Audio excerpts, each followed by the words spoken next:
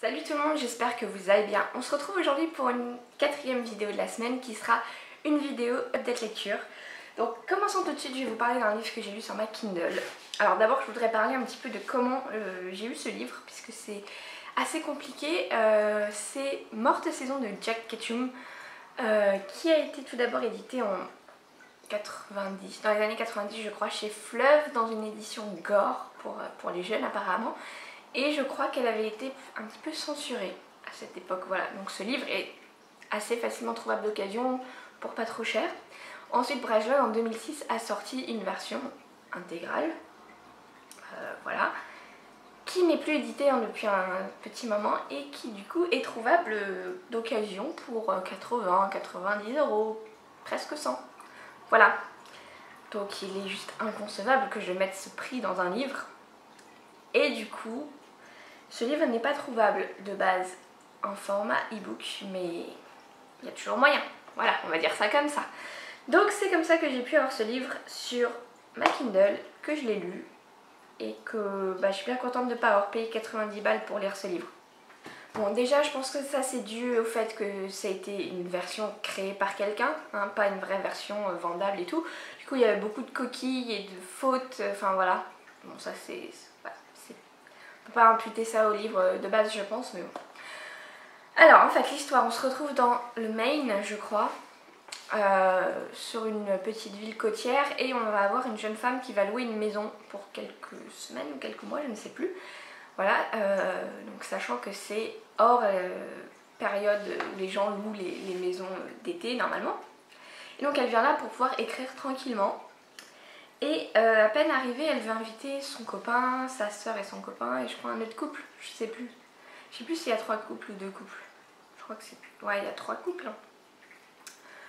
Voilà, sauf qu'en fait, il y a des gens qui l'observent et tout depuis l'extérieur, parce qu'elle est juste à côté, au bord d'une forêt. Et voilà, après ses amis vont arriver, et c'est là que le drame va se passer. Tous ces gens vont attaquer la maison, vont buter son mec et la kidnapper et essayer d'attraper les autres, voilà. Et en fait ces gens sont des... je sais pas comment les... ce sont des gens qui... pas civilisés, enfin vous voyez ils vivent dans la forêt, ils comprennent pas toute la société, voilà, et puis surtout ils se nourrissent d'autres gens, voilà. Donc ce sont vraiment des sauvages. Enfin vous voyez, on se retrouve donc avec, je crois, il y a énormément d'enfants, il y a 2 femmes adultes et 2 hommes adultes je crois. Et tout le monde se reproduit un petit peu avec tout le monde, hein, même avec les enfants, puisqu'on a quand même une jeune fille de 14 ans qui est enceinte. Voilà, ils vivent tous dans une grotte et puis ils font tous leurs trucs entre eux devant tout le monde. Et puis voilà, et surtout ils capturent des gens pour les bouffer. Voilà. Sachant que, encore une fois, Jack Ketchum s'est inspiré d'un fait réel, donc voilà, c'est toujours... c'est génial. Bon, enfin oui, pourquoi pas, mais bon. Voilà, je suis sans mots. Donc, ce livre, il est quand même vachement dégueulasse à certains moments, hein. Voilà, je vais pas vous faire un dessin, vu qu'on parle quand même de cannibalisme et qu'il se gêne pas pour faire des trucs dégueulasses. Et après, je sais pas si c'est le fait que ce soit un livre qui soit quand même assez vieux, que je crois qu'il a été écrit dans les années 80, quelque chose comme ça, mais certaines scènes sont quand même tellement trop que ça en devient limite ridicule, voire limite parodique en fait. Donc ok, il y a des scènes qui m'ont bien dégoûtée, mais il y a des scènes j'y croyais pas du tout quoi. Enfin, je trouvais ça limite ridicule et vraiment j'avais l'impression de regarder un mauvais film d'horreur des années 80. Voilà. Donc heureusement ce livre est très court, je sais même pas si on peut vraiment dire que c'est un roman, c'est peut-être une grosse nouvelle. Je sais pas, je l'ai lu en une soirée et voilà. Alors autant je vous recommande à fond Une fille comme les autres, celui-là, vu en plus la difficulté pour se le procurer, laissez tomber. Voilà, je me demandais pourquoi il était plus édité, je comprends. Donc deuxième livre que j'ai lu, c'est Un marin chilien de Agnès Mathieu Daudet chez Folio. Donc ce livre, je vais d'abord vous parler un petit peu de l'histoire. Donc en fait on suit Alberto, un Chilien qui est envoyé en Islande pour étudier un volcan qui doit bientôt rentrer en éruption. Et il va rencontrer Þórunn, donc qui est une Islandaise qui est mère célibataire, qui s'est séparée il y a quelque temps de son ex-mari, qui était un mec un petit peu jaloux, violent, voilà. Et du coup, voilà, l'Islande est un petit pays, elle va inviter du coup Alberto chez elle et tout de suite ça va faire jaser.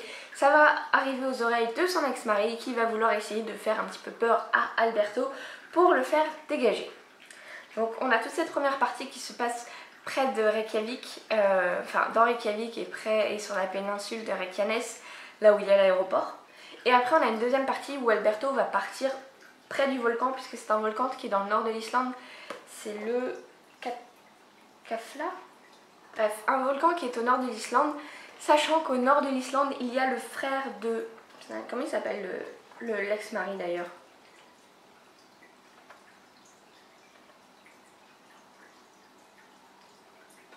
Thorvalur. Voilà, donc ça c'est le nom de l'ex-mari et le frère s'appelle Björn. Voilà, donc il va partir dans la ferme de Björn qui donc, du coup vit dans une petite ferme sur la pente du volcan. Voilà, le meilleur endroit où vivre en Islande. Bon. Bref, il va partir là-bas et après Thorvalur va arriver aussi là-bas. Bref. Donc voilà, on est vraiment juste là-dedans dans une histoire un petit peu de vengeance. Non, je sais même pas si c'est de la vengeance. Voilà. Et en même temps, on va beaucoup être avec les souvenirs d'Alberto, puisqu'il a laissé pas mal de choses au Chili, auxquelles il pense souvent. Ce qui m'a particulièrement saoulée. Voilà. Donc, que dire de ce livre? Déjà, j'avais un petit a priori quand je l'ai commencé, c'est-à-dire qu'il est de base édité chez Gallimard dans la collection blanche. C'est la collection tout avec une genre de couverture blanc cassé où il n'y a pas d'image.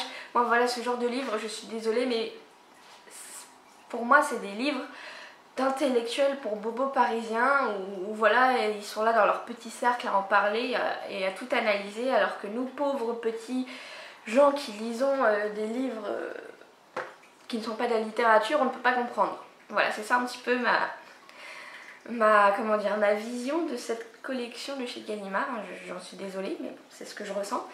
Et pour ce livre, j'avais bien l'impression d'être là-dedans, puisque quand même l'auteur a une plume un petit peu, voilà. Elle utilise des fois beaucoup de mots, il y a des mots des fois, je ne les comprenais pas, pourtant je ne suis pas bête, mais voilà, elle utilisait des mots.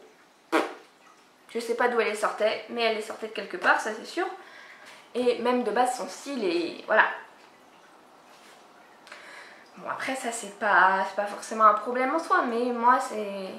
Je dis pas qu'il me faut que des trucs hyper simples, mais là, voilà, ça m'a un peu saoulée.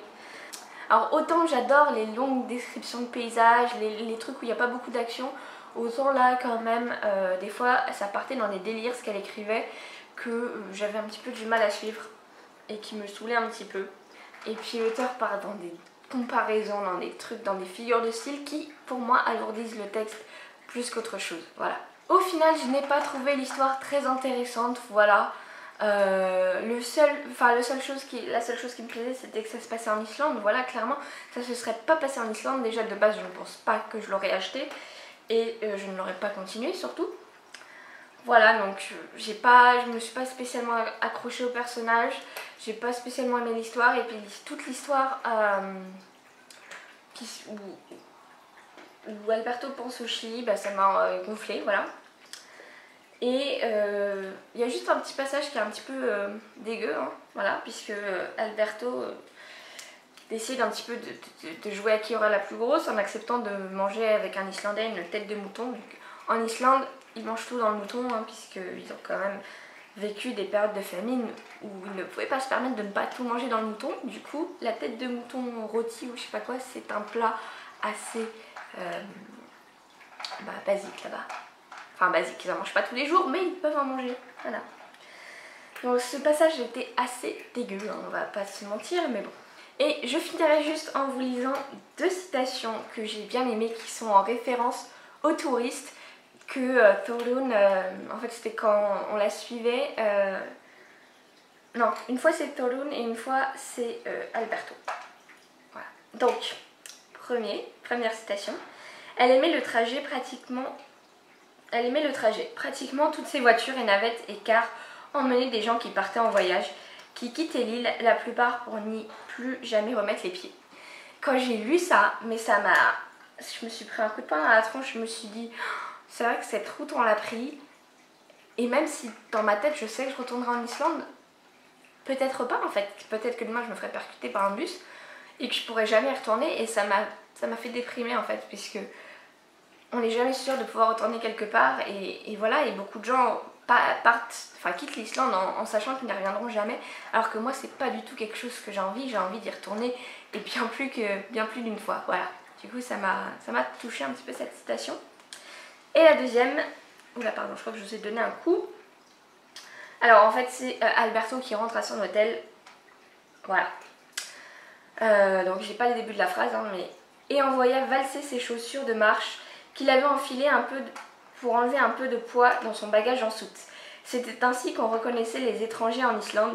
Ils débarquaient en plein centre-ville et en tenue de trekking, chaussures et veste imperméable. Ça m'a fait juste trop rire parce que c'est exactement ce qu'on a fait avec mon chéri. Voilà, la grosse parka hyper chaude et tout, qui est super lourde, et les chaussures de randonnée qui doivent peser 500 grammes chacune, bah forcément on les met pas dans la valise quoi. Et du coup c'est vrai qu'on a débarqué à l'aéroport habillés comme ça, on allait au resto habillés comme ça, enfin voilà, des vrais touristes. Franchement c'était limite ridicule quoi. Enfin forcément on voyait de loin qu'on était des touristes quoi. Bref, c'est tout pour ce bouquin, voilà. J'ai ensuite j'arrive pas ce matin. J'ai ensuite lu L'été circulaire de Marion Brunet au livre de poche. Et celui-là, pareil, ça a été une grosse déception parce que j'en avais vu de bons avis. Je ne saurais même pas en plus exactement comment vous résumer ça.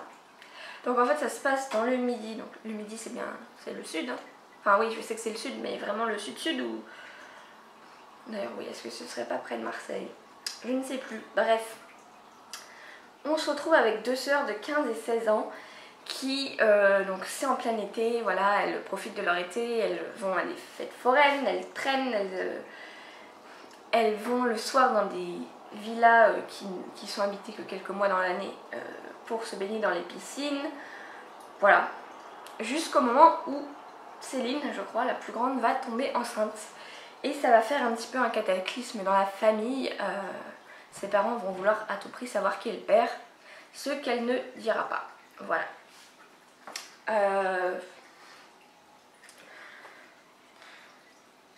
Je sais même pas comment parler de ce bouquin parce que j'ai vraiment pas aimé quoi. Donc on se retrouve dans une famille assez défavorisée, voilà, où les enfants sont un petit peu laissés à l'abandon. Enfin voilà, elles font ce qu'elles veulent, elles couchent à droite et à gauche les deux alors qu'elles ont 15 et 16 ans.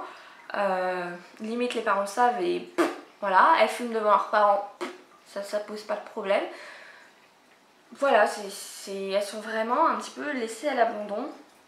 On a le père, je crois, qui est d'origine espagnole, je crois que c'est ça, qui travaille dans le bâtiment.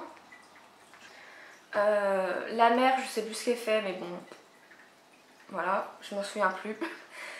Voilà, je me suis vraiment attachée à aucun personnage, les 2 sœurs, pareil, autant l'une que l'autre. Il y en avait une qui avait l'air plus sérieuse, et au final non, bon c'est pas parce qu'elle est pas sérieuse que j'ai pas accroché, mais j'ai juste pas accroché à ces 2 sœurs. Après, ça m'a rappelé un petit peu, derrière les panneaux, il y a des hommes, puisqu'on est vraiment encore dans un livre où on nous fait comprendre qu'on est en été, qu'il fait chaud, que c'est humide, qu'il y a de la sueur, et que, voilà, et que ça met toute une ambiance assez lourde, assez pesante, assez chaude, qui, moi, Enfin, voilà, moi, ça me met mal à l'aise, quoi, ce genre d'ambiance, clairement, vu que je n'aime pas la chaleur et tout. Mais voilà, j'ai pas trouvé qu'il se passait grand chose dans ce bouquin. J'ai passé le bouquin à attendre un twist qui ne vient pas. Voilà.